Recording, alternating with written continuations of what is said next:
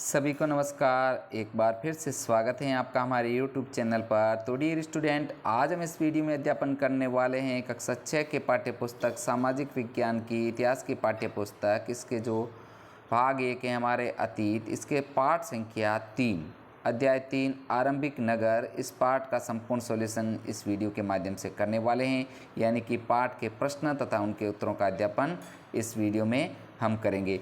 तो dear student, video को शुरू करने से पहले अगर आप हमारे चैनल पर नए हैं, चैनल को सब्सक्राइब जरूर कीजिएगा तथा बेल आइकन जरूर प्रेस करें ताकि मेरा जब भी नया वीडियो आप तक नोटिफिकेशन सबसे पहले पहुंचे।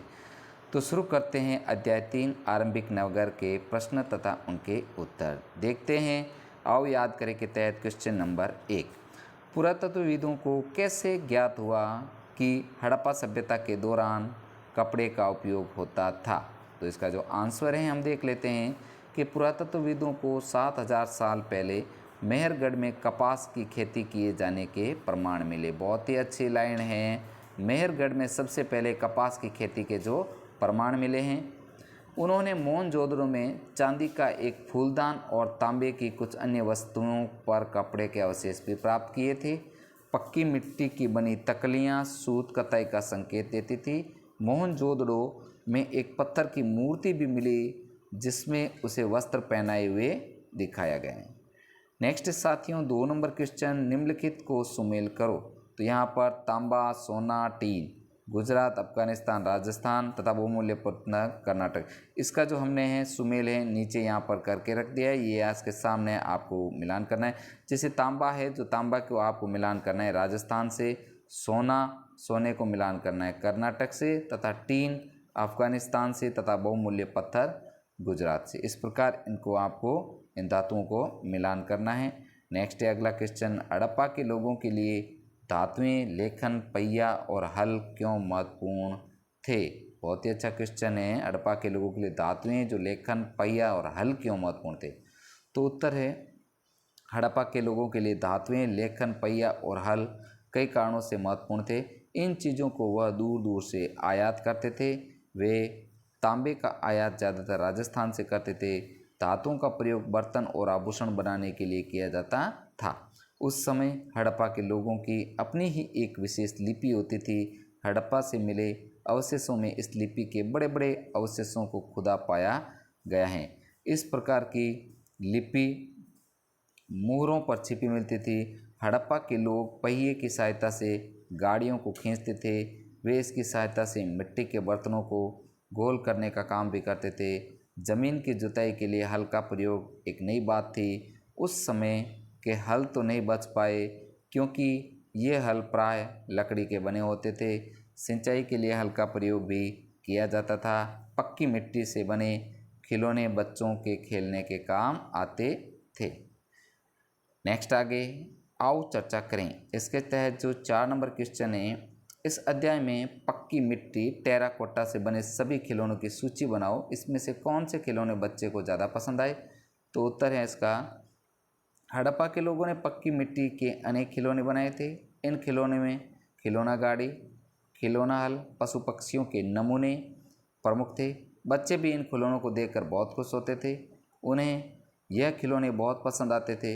सबसे ज़्यादा बच्चों को पशु पक्षियों के बने हुए नमूने पसंद होते थे, जिसमें वे चिड़िया के आकार की सीटियाँ भी बनाते थे।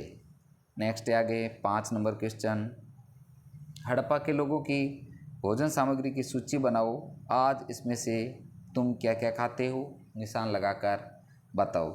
तो यहाँ पर जो हड़प्पा के लोगों की जो भोजन सामग्री है, जैसे और इनमें से आज भी खाए जाने वाले भोजन सामग्री, तो यहाँ पर जैसे गेहूँ आज भी खाया जाता है, जो चावल, दालें, मटर, तो ये चीज़ें हड़प्पा के समय भी मिली हैं और आज भी यूज़ हो रही है, उपयोग हो रही है।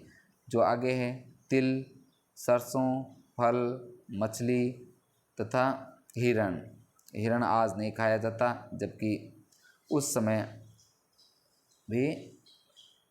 तो इस प्रकार ये जो चीज़ें हैं ये टिकी हुई, ये आज भी हमारे समय में प्रचलित भोजन की सामग्री हैं, जो हड़प्पा के समय प्रचलित थी। इनको सारणी बना करके आपको लिखना है। नेक्स्ट है आगे 6 नंबर जो क्वेश्चन है, हड़प्पा के किसानों और पशुपालकों का जीवन क्या उन किसानों से भिन्न था जिनके बारे में तुमने पिछले अध्याय में पढ़ा। अपने उत्तर में इसका कारण बताओ।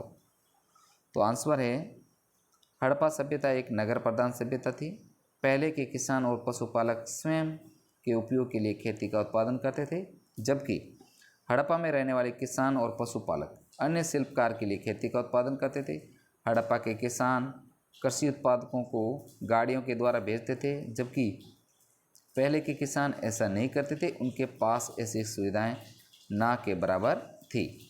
नेक्स्ट आगे 7 नंबर जो क्वेश्चन है,